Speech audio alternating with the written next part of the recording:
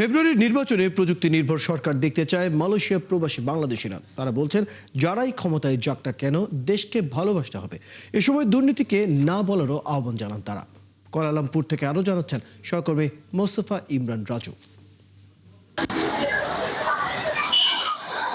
ফেব্রুয়ারির নির্বাচনকে সামনে রেখে ব্যালট পেপার পেতে শুরু করেছে পোস্টাল ভোট বিডি অ্যাপসে নিবন্ধিত ৮৫,০০০ মালয়েশিয়া প্রবাসী। তবে নির্বাচনে ভোট দেওয়ার পাশাপাশি নতুন সরকারের কাছে প্রযুক্তি নির্ভর উন্নত বাংলাদেশ বিনির্মাণের কাজ করার প্রত্যাশা তাদের।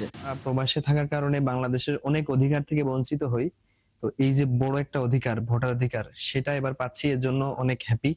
যদি বর্তমান বিশ্বের সাথে তাল মিলিয়ে চলতে হয় আমাদের, তাহলে ডেফিনেটলি আইটি তে ভালো করতে হবে।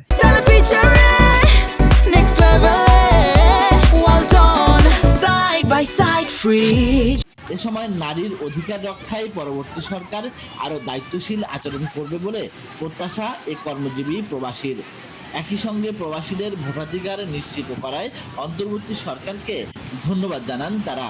তো আমরা চাই যে নতুন যেই সরকার আসুক, যে নারীদের যে যত ধরনের সুযোগ সুবিধা আছে সেগুলোকে প্রায়োরিটি দেওয়া হোক। আসন্ন জাতীয় নির্বাচন নিয়ে যেটা আসতেছে, আমরা অবশ্যই চাই প্রবাসী হিসাবে যে আমাদের একটা ভালো একটা প্রতিনিধি আমরা যেন পাই, যারা বাংলাদেশ নিয়ে বাংলাদেশের ভবিষ্যৎ পরিকল্পনা বাস্তবায়নের লক্ষ্যে কাজ করে এবং দীর্ঘমেয়াদী পরিকল্পনা তারা বাস্তবায়ন করতে পারে।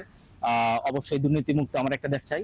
যারা প্রবাসীদের সবসময় আকাঙ্ক্ষা, যারা আমরা প্রবাসে থাকি তাদের সবসময় আকাঙ্ক্ষা থাকে যে আমরা ভালো একটা দুর্নীতিমুক্ত গভর্নমেন্ট আমরা যেন পাই।